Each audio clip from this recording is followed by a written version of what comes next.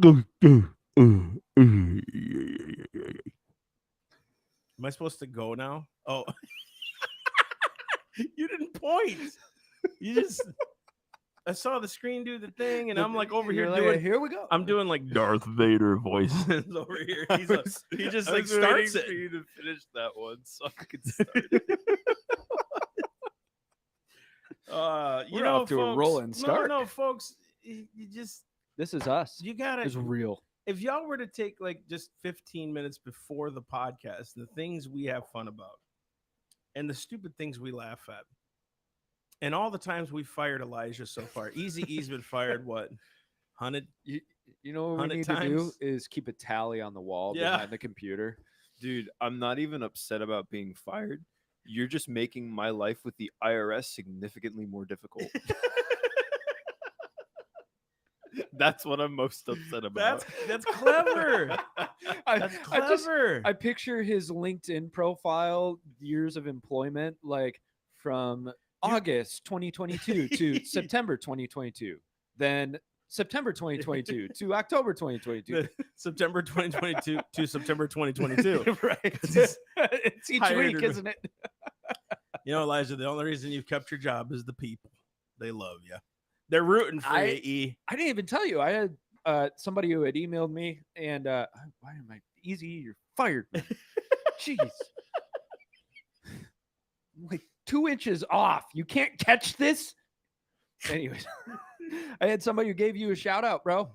Oh, really? Yeah, somebody gave a shout out to Easy. So Wow. he is a fan. What did they say? Now they would. It's a young kid who actually does like film and like he's got some good work. He showed me some of his stuff. Just one job? But that's what Okay, I'm talking yeah, to him okay, about. yeah, Yeah, okay. hey, yeah. But he even said in his email, he's like, "Hey, shout out to Easy." So he's My got man, a fan. my man E's getting some merch soon. He's about to get some merch. You know what's I gonna gotta say? start designing. Easy E ... and then in the back it'll have a Trump finger. You're fired. Orange man's head. please? Orange man's hair will be on there. Can we please? We have we to. have to. That's the best inside joke ever, dude. You have to listen to the podcast to know what we're talking about. Yeah. So sign up, subscribe, review, comment. We just want you all to know no emotional damage has been done during these tapings. At least not that we It's- listen to. Exactly. You know, I've learned something. If you have problems, no one cares. No one listens. That's good Christian advice. Yeah. It's, Okay. Just nobody cares take about it you. from us. Take it from us, guys. Easy is a living example. No one cares. Yeah. So, anywho's, good morning. Welcome to a Self-Evident Podcast. You got your boy Mass, you got your boy Mike, you got your recently hired Easy E. Easy E's on the Easy's on the mend, man. He's I'm kidding. E, He's not on the you mend. got anything to add, bud? I mean, there's no trauma here. Exactly. So, Yeah, guys, thank good you for word. tuning in. Appreciate that. And you know, we got some really cool stuff today. I think this topic's gonna be hot. So Yes. if you guys haven't subscribed yet, go to Rumble, go to BitChute, go to all the stuff, YouTube. Find us. Yeah, I mean, especially if you're watching now, go ahead and comment down below where you're coming from. Hashtag that word, live liberated. If you don't know how to spell that or don't know what I'm talking about, you see that thing behind Mike's head? Just hashtag live liberated. It's our moniker. It's what we've been using for a long time. So And, much so we have a neon sign with it on it. yeah, we love that moniker. We live liberated. And so we're walking in something that we know already has been guaranteed to us by the Spirit of God, by our creator. Our founders wrote about it. They didn't give it to us. They codified it into this document called Right. Declaration, Constitution, all that other stuff, which again is not the only documents that produce that. This is 700-800 years of constant history produced into one document. So there's a lot of history that needs to be talked about.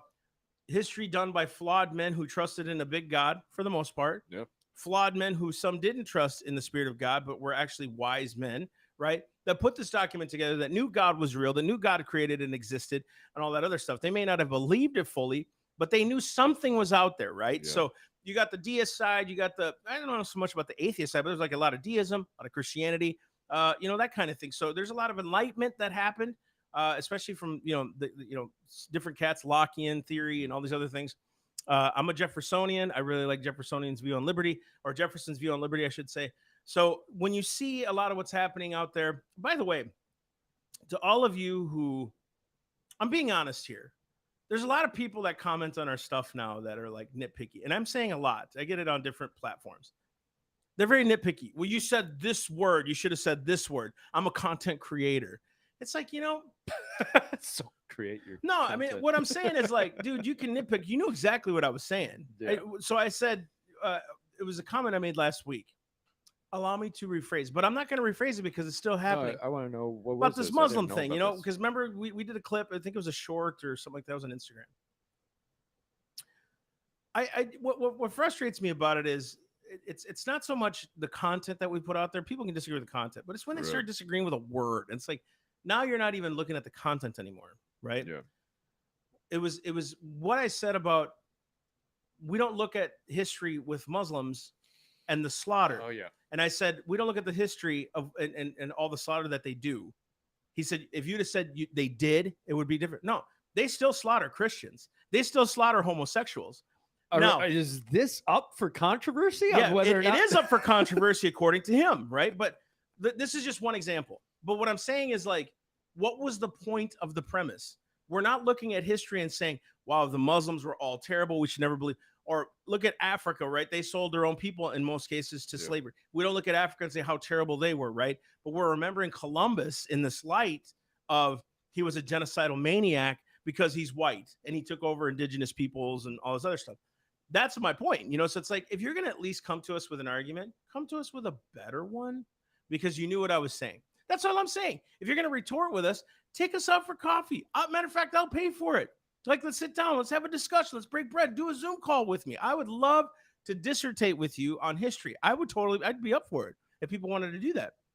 But don't give me a word. Like, give me something substantial. Yeah. And it's frustrating because this has happened more than one time. They try to, well, we need to be careful what we say. No, I don't. Dude, they're still slaughtering people. They still slaughter people.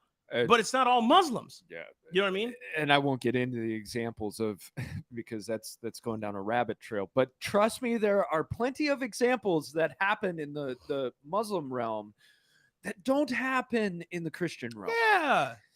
But it's just anyway. it's not so much the Muslim thing. Yeah, it's literally that if you'd have said this word, then the you'd word be didn't right. make a difference. It really didn't. I know what I was saying, and you knew what I was saying. That type of stuff drives me nuts, and the insults and assumptions about who we are that always pops Those are up. the best. Right? Like I saw All one, the I saw time. one the other day, and I was so tempted to say something. I didn't, but I was so tempted to say something to the effect of, "I'm so glad you'll never be accused of having too much time on your hands to actually research what you're going to insult us with." Like, you obviously are so busy, you're not going to bother to actually research us. Yeah, you're just because you're going to throw all this stuff at the wall that if you would have watched for at least 10 seconds, you would have known you were incorrect about us. exactly 100%. But it happens all the time. It's like it does. a title, I'll throw this at them. Yeah. You show how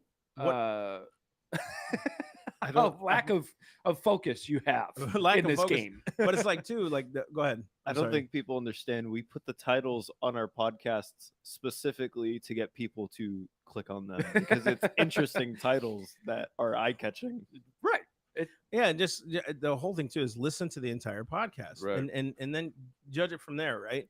But I think what's unique is when people, again, this isn't like oh my gosh, that comment hurt me. No, make a valid comment. Like what Give we're me telling a good one. What we're telling you is keep commenting, but like give me something substantial that I can like dissertate with you on. Like I can go, we can break bread. We can like, okay, cool. I see your point. I ain't gonna yell at you. I'm not one of those guys that's like, you stinking moron. Go back to your Democratic hole, ploop. Like I don't do that stuff.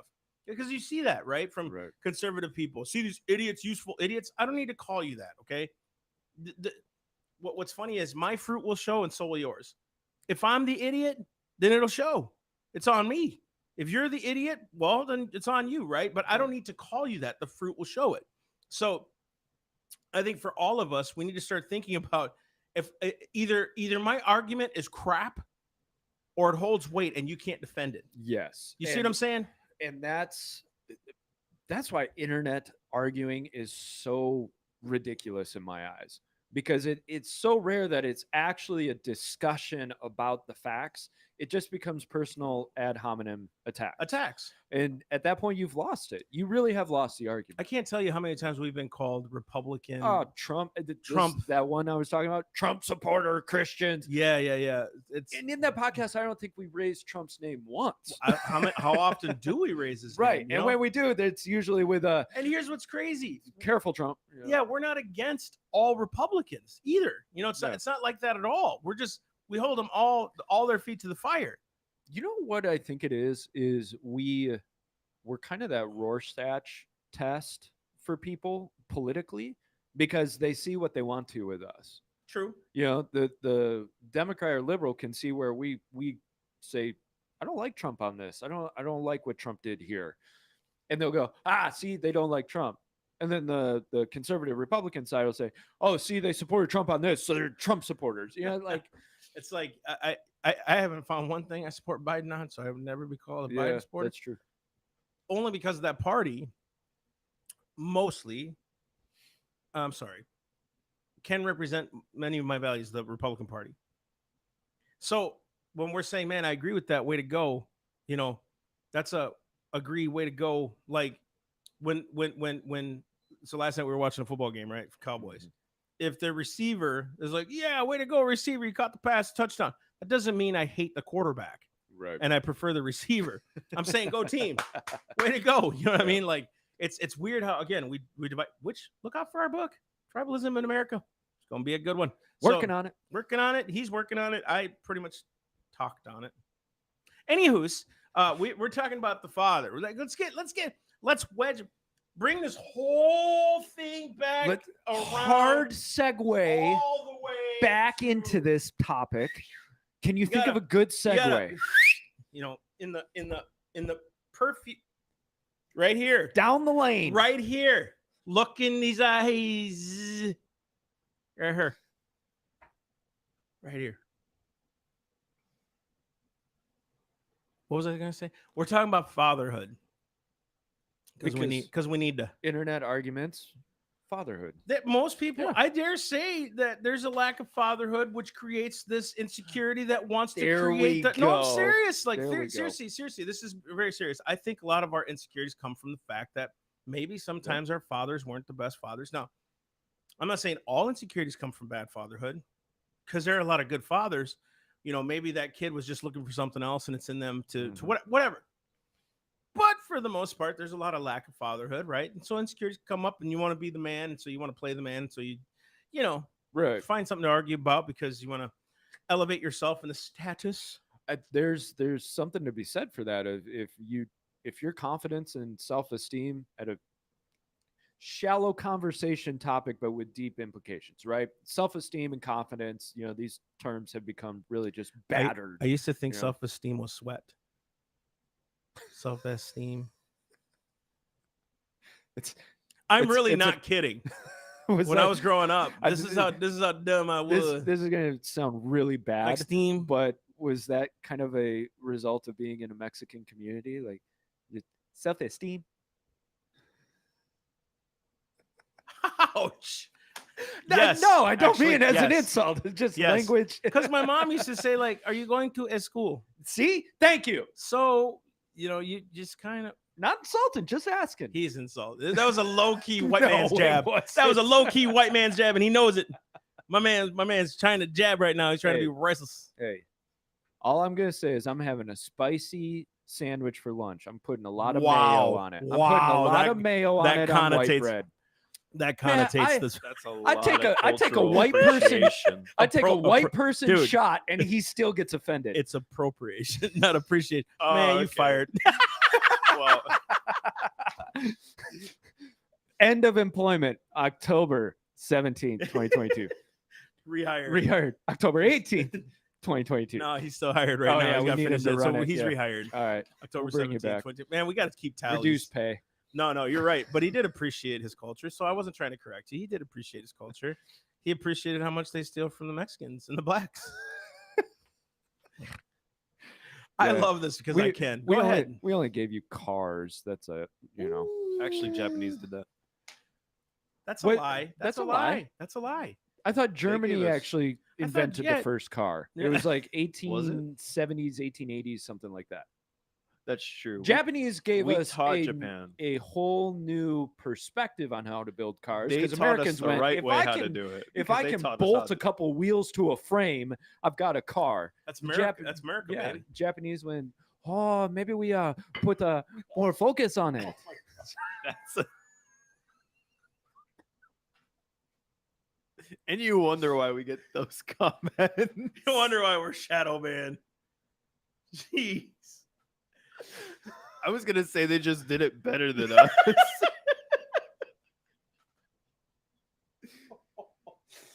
Oh boy.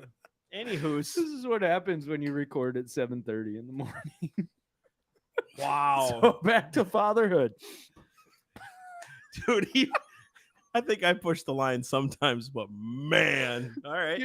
You know, when you and I are driving in the car and you're like, that's what we need on the pot right there. That's right. You asked for it. It's true. It's true. I was actually going to go a step further than that. And I'm like, should I? I don't care. It's like, I need more focus. I have an comment I don't want to make. It's really, guys, listen. We're all around. There's a saying I once heard: I don't discriminate against any one person. I hate them all. So like, we mock everybody. We mock everyone. I'm kidding. I don't hate anybody. I really don't. I don't think I hate. I can't hate. Except the works of the enemy and those who seek to hurt our families. And I don't even hate them. I'm just more for their redemption, right? So when it comes to this kind of stuff, man, we're just having fun, and y'all know it's true. That's why you're laughing. Deep down inside, you're laughing, and you know it because it's true. And this episode is satire, so we avoid the racism. Yeah, exactly. It's all jokes. So, and to get back somehow into the conversation, we're not just going to talk about fatherhood. We're talking about priority. Really, is the biggest thing. But guess what? I think men really struggle from this tension of priority. And he and I were having some conversations, and we're going to get into these conversations because I think it's useful for people to hear what's going on in our lives and what's going through our heads. But I'm going to read some stats for you because we're both fathers, and we've put these stats on before. We're going to do it once more. Families without a father are 44% more likely to raise children in poverty. 71% of all adolescent substance abusers come from fatherless homes. Twice as likely to commit suicide. 80% in psych hospitals are from fatherless homes. 9 times more likely to drop out of school. 70% in juvenile correctional facilities come from fatherless homes. 60% of rapists come from fatherless homes. 20 times more likely to be incarcerated. 70% of teen pregnancies come from fatherless homes. 85% of, get this, 85% of all children who show behavior disorders come from fatherless homes, which is 20 times the average. More than 20 million children live in a home without a father. That's 33% without their biological father. 58% of black children, 31% of Hispanic, and 21% of white. The proportion of children living with just one parent rose from 9.1% in 1960 to 20.7% in 2012. This is insane. And we wonder why we have such problems, right? And that's almost literally a percent every what, 10 years? Yeah, give or take. And as the population grows and continues to grow too. Very good point. People don't think about that. The population is growing, but the percentage is growing at a faster rate than the population is. It's crazy. It's craziness. I think too,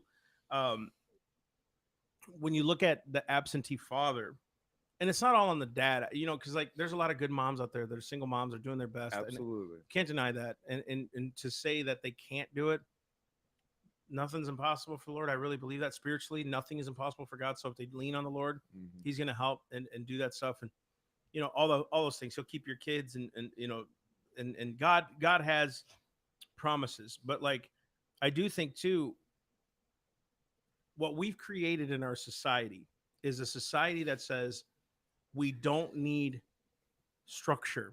We don't need authority. We don't need someone ruling over us. Yeah. I find it ironic that we'll go with the left for a minute. They really are big on no one has to rule over me. There's, their platform, no God, nothing, right? We don't need a structure. Yet they depend on government for everything.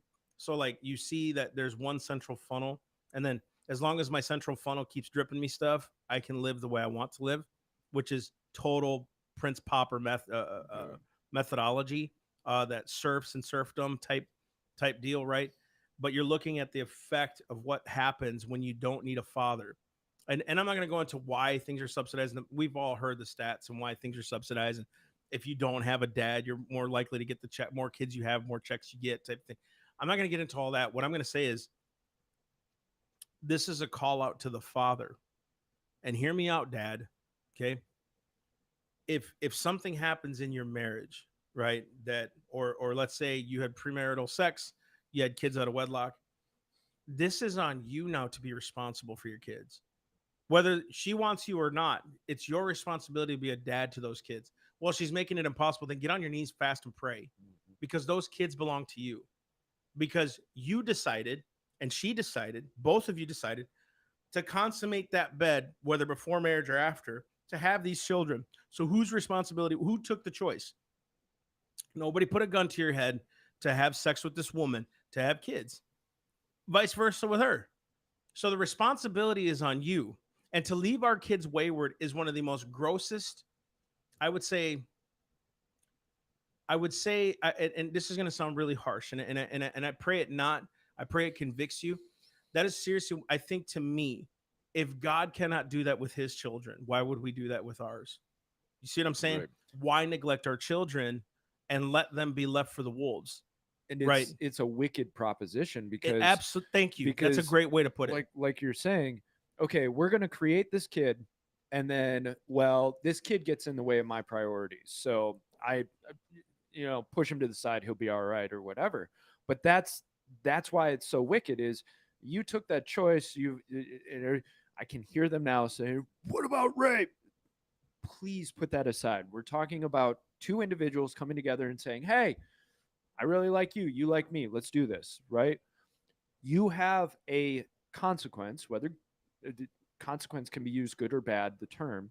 You have a consequence of your actions. You all of a sudden cannot be just about yourself because guess what? The consequence created a new life. You are now responsible for that new life. And Massey and I have been having this discussion, and I'll let him get into the specifics of it, but we've really been talking about taking an evaluation of where are your priorities in life. And it's so easy to get your priorities skewed, whether father or mother. Yeah. Get your priorities skewed, and guess who suffers? The child. Watch this. This is a story from D.L. Moody. You got to get this book called Sowing and Reaping, little bathroom book. And I just want to read the story to you, and hopefully this hits your heart, especially you who are a father but didn't have a father. All things old have passed away. Behold, all things become new. And there's a lot of scripture I can use to back that up, but I just want to tell you the story real fast, okay? This is D.L. Moody. He said, parent, what seed are you sowing into your family? Are you setting your children in a good or a bad example? Are you training them for God and for righteousness? The story is told that a man once said he would not talk to his son about religion. The boy should make his own choice when he grew up, unprejudiced by him. Isn't that a common theme today?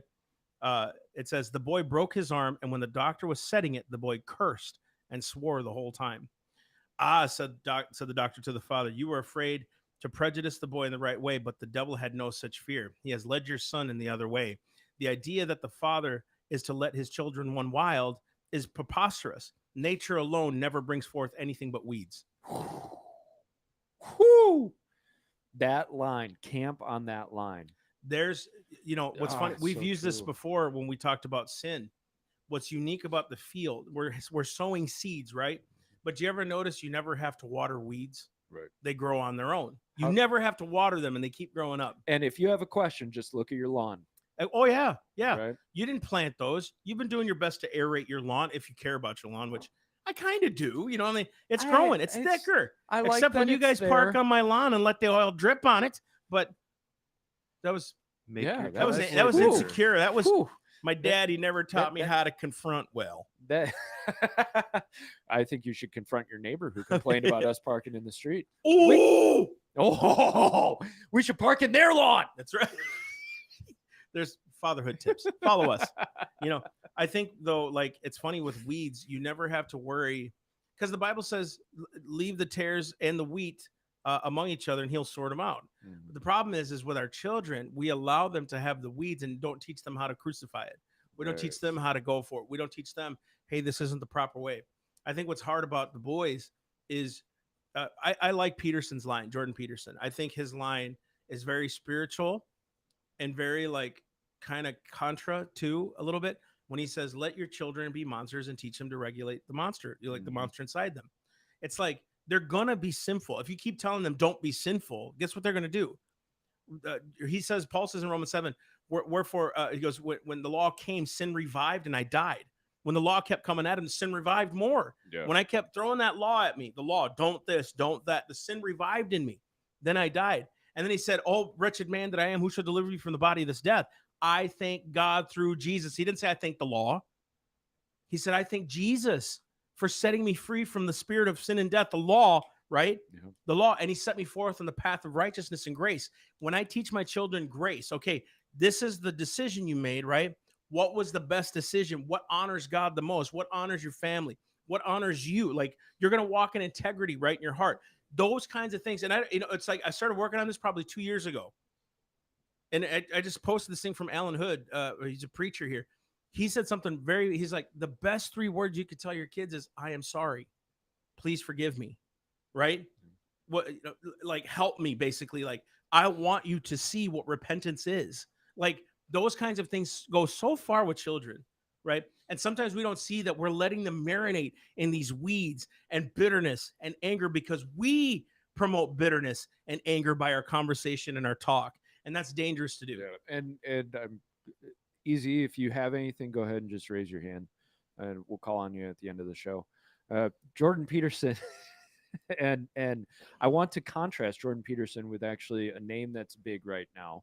And I bring this up because I think it's important to look at 2 different perspectives, but Andrew Tate, right? Now, I know his name is all over everywhere and a lot of controversy. Yeah, be careful.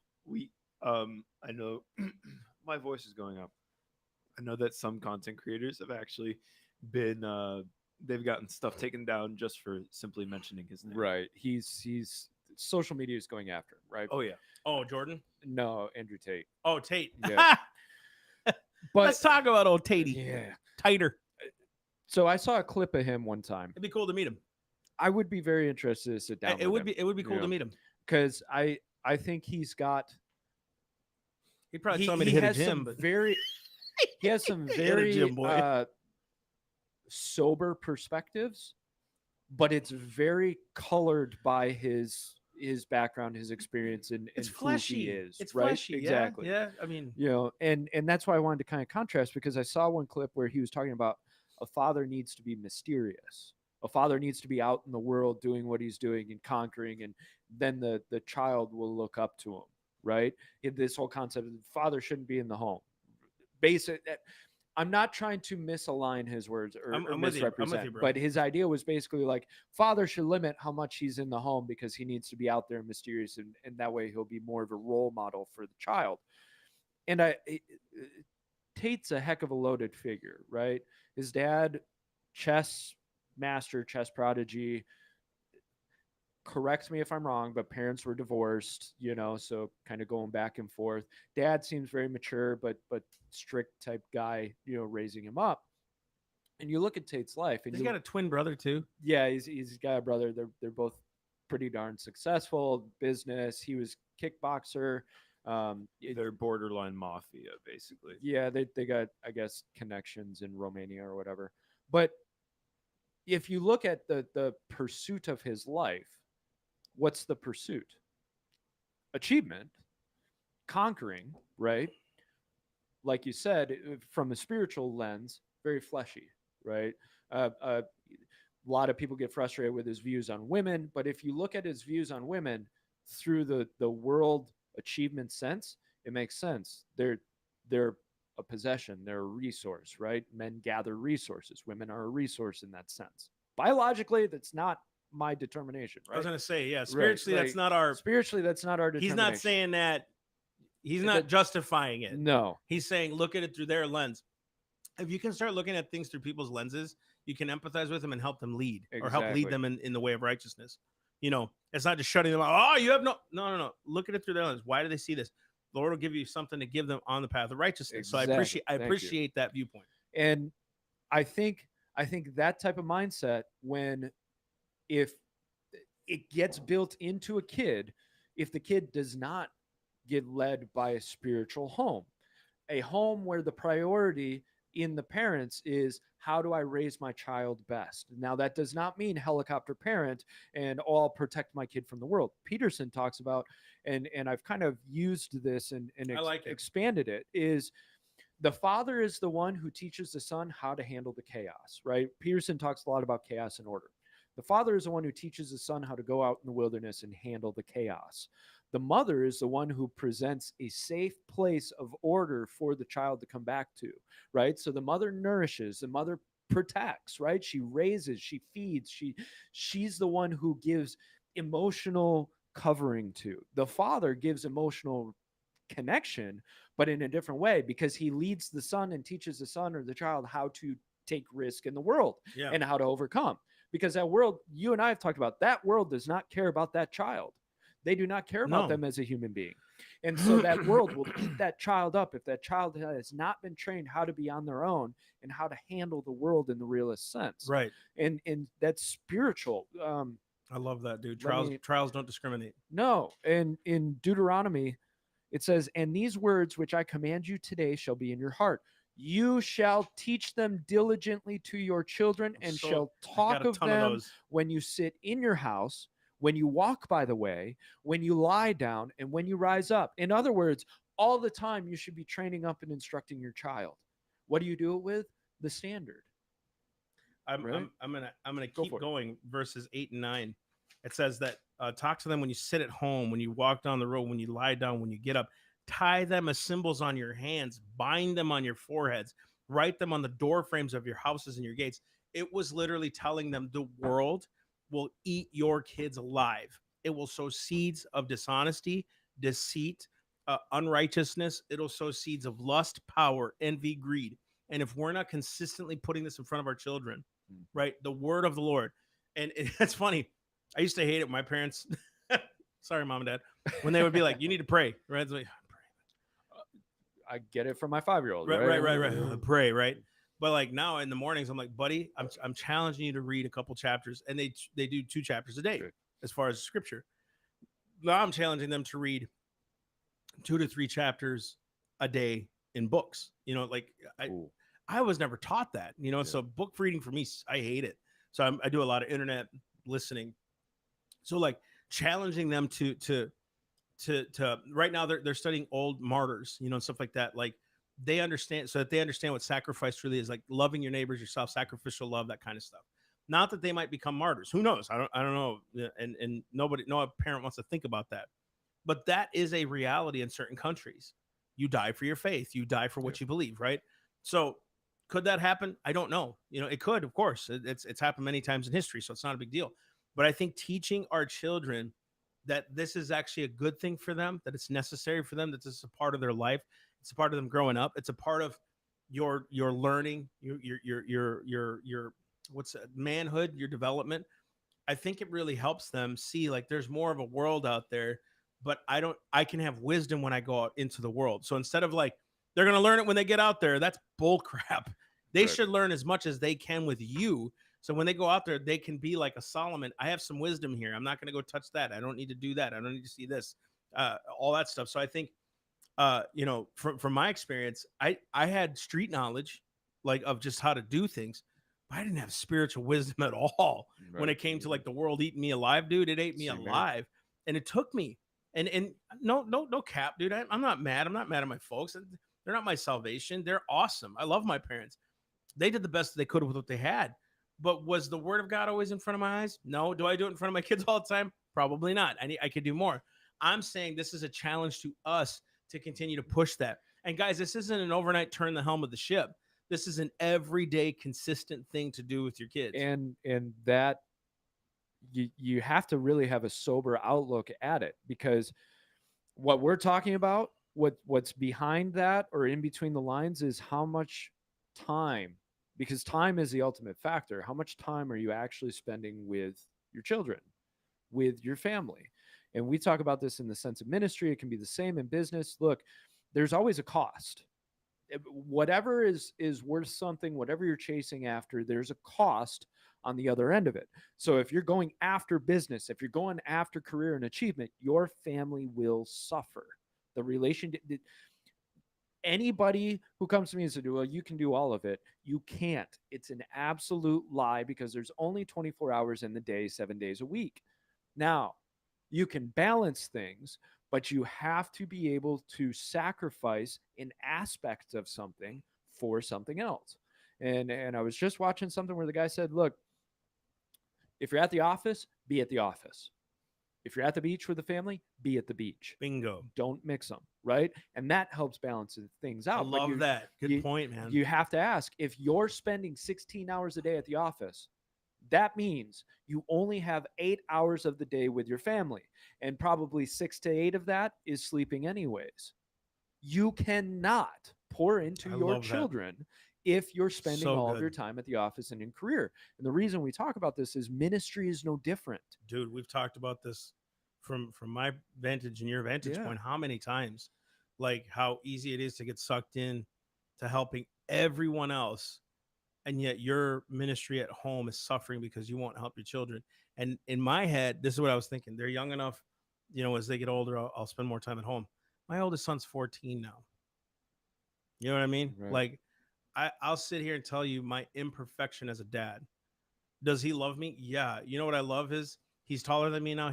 He's like 150 pounds, and he always wants to lay next to me. Yeah. It's getting difficult. It's like, you stinking bore, like and he's breathing on me. Dad, what you watching? Dad, what are you doing? He's that Saint Bernard that wants to cuddle. Man, and I love him. But I can see too, man, like had he been 5 or 6 and I was doing with him what I started doing maybe a year ago, 2 years ago, like the difference it would have made. And it's because I needed to make our ministry prosper. I needed to go do things. That wasn't the church's fault. That wasn't my ministry's fault. That was me. God wasn't telling me to neglect my family at all. He wasn't telling me to neglect my family for business at all. And Todd preached that beautiful sermon yesterday about laying it down, letting it all go. Well, actually, it wasn't the sermon. It was the thing before where he was like, just let it go. Like, let him do what he's got to do. Just quit worrying about that. Just let it go. Trust the Lord. And it really ministered to me. It hit me again. Same here. Of letting things go. I don't need to do all that stuff. I find more and more my kids are content with me. Not the crap they have, not the shoes they're wearing. They're nice. Like I buy them nice things, but they don't care about that stuff. I took my youngest son out to eat last night. So when you're watching this, it was Sunday night. He was asking questions about, Dad, I want to go with you next time to go on that trip. I want to go with you. You told me a story about my oldest son yesterday. Yeah. When he was like, Dad's helping me. That's what they care about. They don't care about, you know what I mean? Yeah. We lived in an RV and they loved it. We live in a house and they love it. They don't care about the stuff. They care about you. They want to grow up to be like you. They want to be like you. You know what ministers in that? If they do care about the stuff, it means there's something wrong. Oh gosh. Right? If they really do care more about the shoes and care about the TV and care about the computer, the gaming system than they do about spending time with you, there's something wrong in the priorities in your house. And I know parents will immediately say video games are addicting. I agree. Very addicting. So the question is, what's the priority in the household? Because the behavior or the action is, and I don't mean to convict, but if it convicts, it convicts. If the video game addiction is out of control in the house, you've just proven what the priorities in the house Bingo. are. You haven't set the way for them. And I'm saying that as testimony. I did it too. And when you start telling them, no, we're not doing that no more. Right? You take away the things that they love when they, oh man, dude, you see it. And I can tell you a story after story, but I think what you just said is right. Chris Valentin, I was listening to a kind of a little clip of his, and he said this, everybody knows the scripture, Proverbs 22, train up a child the way he should go. When he is old, he won't depart from it. He's like, notice it doesn't say train up your children to be godly. That's a given. Yeah. You train up your child in the way of righteousness. That's a given. So that's a part of that. Yes. He's like, train them up in how they go, what they're called to, what their mission is, and you push them to that go. Yeah. Right. So when they're old, they won't depart from it. So they're not doing what college kids are doing today and all these other things where they're so confused on what they're supposed to do. And they went to 4 years of college, did a job for 5 years, gotten still in so much debt, and all of a sudden they find their passion. What the real passion was art, and they're not making a ton of money, so they're burdened with all this debt. I mean, there's all these stories and examples because we didn't teach our children the way they should go. And we think having the thought, all of us, we think having the thought is enough. I really want to teach my kid how to build a fire, but I never do. Yeah. Then I've just proven how I'm teaching him. Thank you, dude. It's the action That's and the convicting. behavior, right? That is convicting as all It heck, is dude. for me too, because I can tell myself till I'm blue in the face, oh, I really want to do well with my son. If I'm not actually doing it, I'm not doing well with my son. But I can tell myself, I'll start tomorrow. I'm going to build this habit. I'm going to do this behavior, and I'm a good person for thinking about it. Lie from the enemy, because what I'm doing is I'm comforting myself back into darkness. Yeah. And we do it all the time because we say, I'll start this, I'll start that. And aren't my intentions noble? No, because your intentions are not leading to action. Your actions are noble. I wouldn't put it into a full quote with really thinking about it more, but I'm intended to think that I don't think intentions can be noble or ignoble. There's some play in there, but I think what really matters is the action that's produced by the intention. 100%. Right? 100%, because your intention will play out by the fruit of it, right? But Right. you doing the action is so important, even down to the little things. When your kids ask you to go play football outside, and you're so tired, and you're like, I can't. I I'm not can't. going to. I can't right now, or Dude, maybe later. They all the time from me. they don't. They quit asking you, which is a scary thought. and then when they get older, you're like, man, I wish. So I got. Can I just be honest about one thing? Last night I got upset about something in my room. I literally told the boys, don't do that because you're gonna wreck it. Guess what they did? They wrecked it. I got so frustrated. And I was like, okay. And I didn't like yell or anything. I was just like, guys, I thought I told you not to do that, and I was getting frustrated. But every time I get frustrated, I try to like, Lord, calm me down. I don't want to yell at them or, show wrath or whatever. And I'm laying down and I got frustrated. My wife was in the conversation a little bit. I actually text her, so sorry, blah, blah, blah, and I shouldn't have got upset. And, what made me really think about it? I was sitting there thinking, how many parents have lost their kids and would wish they'd mess up their things. Right. You know what I mean? Like, it's those little moments that you remember. Like, so what if they mess something up? So what? They're your kids. You know what I mean? Yeah. You want them to be a part of your life. If they mess it up, they're kids. They're going to mess things up, guys. Why should that frustrate you? You're supposed to train them. Train them, not discipline them, not beat them. Train them. So I got convicted. It's like, you know what? So they messed it up. Is it a big deal? Really? Right. Is it a big deal? Should they respect it? Yeah, and I'll teach them that. What is respect and honor? I just taught them a lesson on lying. You know what I mean? What is lying? You don't respect me enough to tell me the truth. Yeah. Those little lessons. I don't need to get mad at them. That's what you just said. No, Dad, I respect. No, you don't, because it's what you did. Right. By the fruit. The fruit of it. So the future is, if I really respect that, I'm not going to lie to them. If I really respect such and such, I'm not going to lie to them. And I think along that line, I have a very difficult time. And honor God, okay? Yeah, I know all you people are theologians. Yeah. Yes, I know. My default when my son comes to me and wants to do something, my default is in a second or maybe later, right? Because I'm doing my thing. I'm focusing on what I'm focusing on or whatever. And he is at 11 all day. He's just nonstop, and he's very social. Me, I could be in a cabin for a week by myself. Man, the world could burn. I don't care. I'm very introverted when I need my rest. And so I have to step outside myself. And I've got to learn how to not have the default response of in a second, maybe later. You remember that Cat Stevens song? Man. The Cat Stevens song where the kid keeps coming to the father and wants to spend time with him, and the father's working or whatever. And then the kid grows up and the father wants to spend time with the kid, but the kid's like, maybe later, I got this. Like, it's a perfect microcosm of what we are actually training our children day to day, and we don't realize it. I notice it even with my folks now. They call and they've said it to me 100 times. We don't want to call you when you're so busy. I hate that. It's like You've trained them to not a putting on a condemnation, but you've trained them. I did, you know, because I was so busy and I wouldn't Yeah. answer the phone, and I was so, and I'm like, dude, I'm realizing, man, my kid, 14 years old, I got such a short amount of time. You and I have been talking about this a lot, very heavily this whole year with Carrie, man. I just think about, I only got like 4 solid years of teaching my kid, my oldest kid, of what I've been teaching him, but like more and more intently. 7 more years with Nathan, 10 more years with Aaron. You know what I mean? That's crazy, dude. I got that much time. And I'm not saying it's over Right. at 18. I'm saying at that point, I would hope they're off to make their own decisions. they're Be out the in the best. world. Yeah, dude. And like Nate or Isaiah is a solid kid, but street smarts, I'm still training him on street smarts, but he's so genius in his head. He's going to hit his bumps. Nathan's going to hit his bumps. Aaron's going to hit his bumps. And it's like, how far do I go with them? Do I let them hit it? And it hurts to watch them make bad decisions. It's like, God, did I train them? No, they're getting wisdom. They're getting wisdom from hitting their head. And it just, I don't know. It's your thought process needs to go to fatherhood, Right. fathering.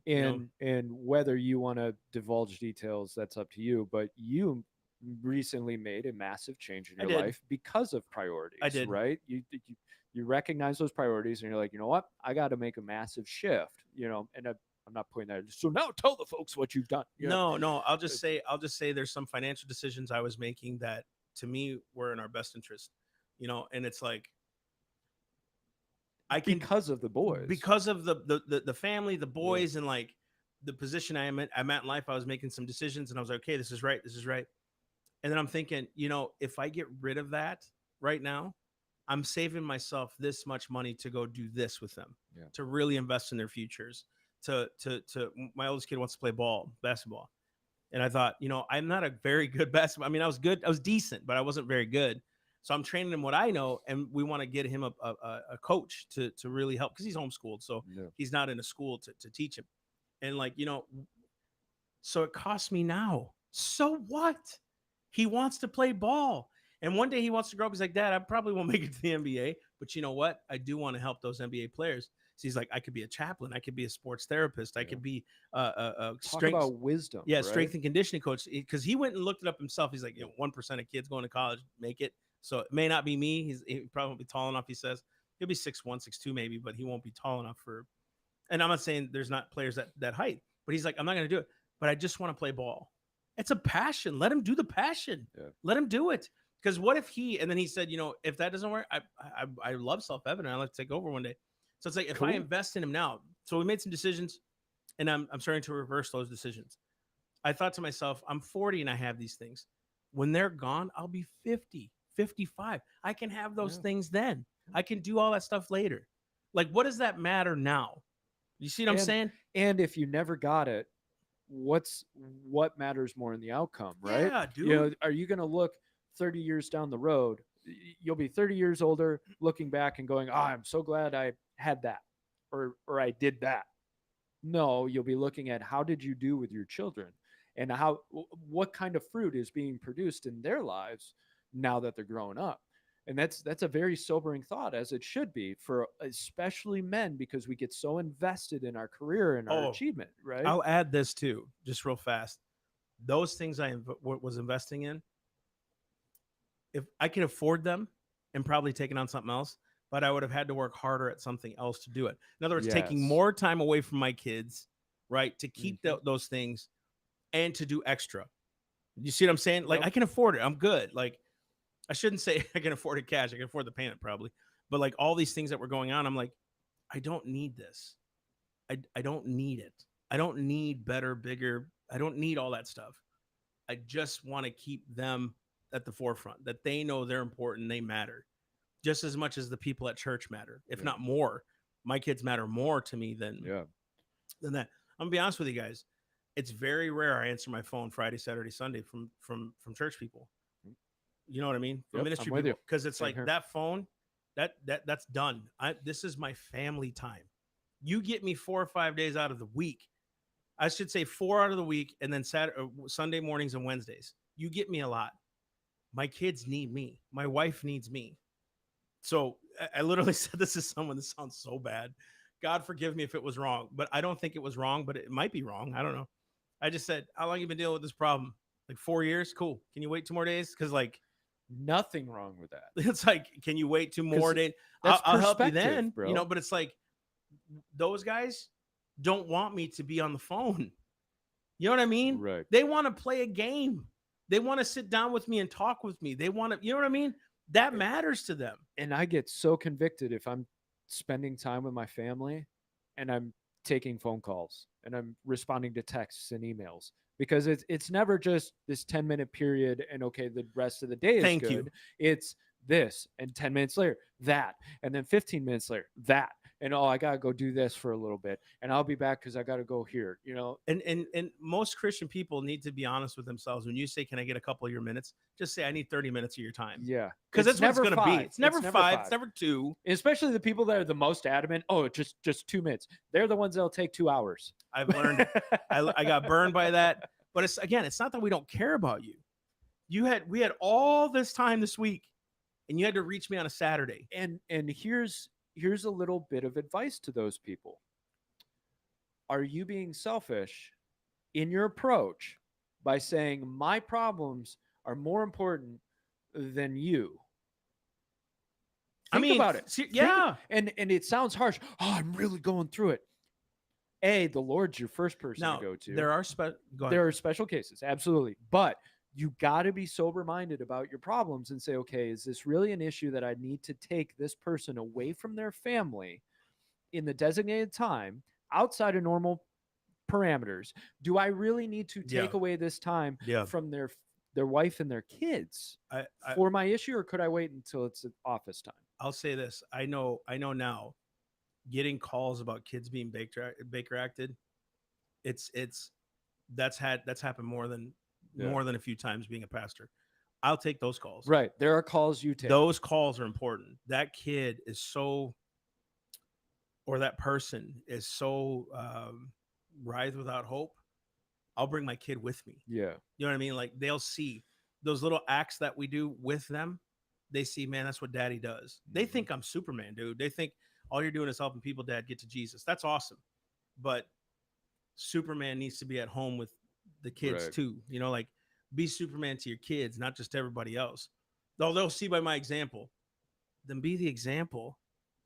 And you know what I mean? Like for them right now, teach them to be a dad, you know? And what is your, and to round it out, because I know we got to get going pretty quick here. What is your example producing? Because every day, every moment, you are actually setting an example, whether you realize it or not. It's human beings have a lot of grace for each other, but they also see things in each other. And so if your kids are always seeing you putting other people first, putting career first, putting this first, putting your possessions first, that's what they're learning. That's the experience that they're getting, you know? And so it doesn't mean that you don't say, look, son, I love you, but this person is having a life or death issue. Let me minister as to what, right? That's important. That is important. I think to round it all off, there's a lot of people out there that have strong voices about being a man. Dude, a real man is a father. A real man will teach others. That's a father figure. They father them into the faith, into manhood, into husbandry, womanhood, you know, all that stuff. They handle responsibility both. But it's not just your sons, it's your daughters too, fathers. Exactly. You know, I know a guy here, he's like, man, I'm starting to date my daughter. It's like, whew, I don't have that. But, you know, I told Carrie, I have dinner with the boys each individually. We'll go out and have dinner. And I thought, you know, Isaiah's coming of age now. We're going to start going to some nice places and dress up. Yeah. Because I need to teach him this is respectable. We're man folk now, right? He's still a kid. We'll go out and have fun. But that is a huge thing. Teach them how to be, how to do, how to, you know, and I'll read this last scripture to round it out and go here. It says Psalm 127, 127, 3-5. Children are a heritage from the Lord. Offspring a reward from him. Offspring are a reward from him. Like arrows in the hands of a warrior are children born in one's youth. like arrows. That means there's purpose and direction. You're not just firing arrows willy-nilly. And they don't stay in the quiver for the rest of your life. Bingo. They are built To to be be sent. sent. And to hit the target for their train a child the way it should go. Okay. Blessed is the man whose quiver is full of them. They will not be put to shame when they contend with their opponents in court. Listen to that. Blessed is the man whose quiver is full of them. That doesn't justify having 10 kids. What that means is the quiver is full of them who have direction and purpose. Okay. So for me, it was 3, but now I have a bunch of spiritual family, right? And then it says they will not be put to shame when they contend with their opponents in court. It means when they hit the real world, they're not going to be ashamed because they'll know wisdom, truth, justice, righteousness, mercy. Hopefully a lot of mercy because there's a lot of people that need the gospel. So with all that, guys, we thank you so much for tuning in. I know it's a little heavier podcast, especially how we started it. Raises over here. Anyways, guys, go to theselfevidenttruth.com. Sign up for our newsletter. We got a new newsletter out. What's that? Kind of new, but a new one just came out on property rights, which is really exciting. I know you're coming out with another one here. Yep. Guys, watch out for the release of our new book coming out. It's not going to be soon, but it's coming out soon. That's exciting. Also, don't forget, we got our curriculum, our Live Liberated Constitution course. Huge success. I think a lot of people bought it. They love it. Obviously, could we do better? Yes. But I mean, we don't have to because you love us. And so there's all that. We got some merch, right? You want to get some of this merch. We got some new merch coming out that's going to be really cool, especially for the season. All that stuff. If you want to be a donor, be a sponsor, go ahead to the ministry's website. Be a monthly sponsor, be a donor, help our work get out to the communities, to the kids. That's what our mission is here. Do you got anything to add, E? Oh, you're rehired, by the way. Oh, thank you. He's got his mic privileges back. Yeah. We should hold the button. I would like to just give kind of a little perspective on the other half, if you guys don't mind. Sure. As you guys both know, I did grow up in quite a bit of a broken household, and I know that at least half of my parents listen to this podcast. But I see and I appreciate the things that all 4 of my parents have done. But at the same time, I see things in my own life, and I see things even in my siblings' life that I wish I had known. And I thank the Lord that I was able to learn from their mistakes. Sure. But unfortunately, like, I still made my own mistakes. Sure. I came into the real world at probably around 16, and it absolutely ate me up. Mm-hmm. And I had really no buffer, no wisdom, or any idea of how to deal with it. There was no spiritual aspect at my church. It was very legalistic. So even then, my relationship with the Lord was shaky at best. Strained. And there are a lot of things I wish my father had taught me. I wish that what you guys were talking about before, I wish my mother had supplied that emotional security. Not saying that she didn't all the time, but there were a lot of times where it just felt empty. I felt like I was in a house of, I felt like almost like it was like a prison, and school, work, whatever it was to get me outside of the house was it was an escape. Yeah. So there's it almost makes me sad kind of listening to the like almost like a sad happy listening to you guys, because like I wish my parents were at that point when they started parenting. And if you guys made it this far, like, props to you for listening, and I really hope everybody got something from today, because if you made it to this point, you are probably realizing things in your own parenting relationships, in your own marriage, in whatever that you can improve on, and actually start supplying those needs for your kids so that they don't have to go through the things that a lot of kids these days unfortunately have to deal with. I mean, I look at my brother and I see the life that he has chosen for himself just because of the things that life confronted him with and the enemy confronted him with, and the lack of wisdom that he had to combat it, and the lack of spiritual knowledge to push it back. And unfortunately, it was just all things that my parents kind of lacked in giving him. And not to shift the blame all on them, obviously, because he was still the one that willingly chose those things. But it's influences, right? Yeah. It's all influences. So I appreciate your story. I think we all grew up different. You had both sets of parents, both parents. So did I, and yours, when I met your mom, she was so wonderful. I mean, probably your dad's cool. He just didn't talk much. Your mom he's was stoic. the social butterfly and so cool. And to see how you were raised was like, dang, pretty cool. Like, I'm not saying it seemed Leave It to Beaver, but it had that kind of cool vibe. We were raised on the road all the time. Right. He had two sets of parents. Look at the walks and look where we're at. Right. So God can redeem things. Absolutely. But you're still dealing with the after effects of how things happened, So again, dude, we gotta get a camera for him. We do. And that's a mission of mine now. Because if Mike wasn't selfish, he'd have brought his camera to put. Anywho's, God bless all of you for. Hey, next time the middle shot's got to be tighter, bro. You get showing all of our papers on the floor, man. What's wrong with you? Look at that. We look like slobs right now. I was noticing that. I'm like, way to go. So if you want to become a producer for the Self-Evident podcast, go ahead, send your inquiries. Oh, would you guys look at the time? Love you guys. We'll Love see you guys. Have next a great time. day.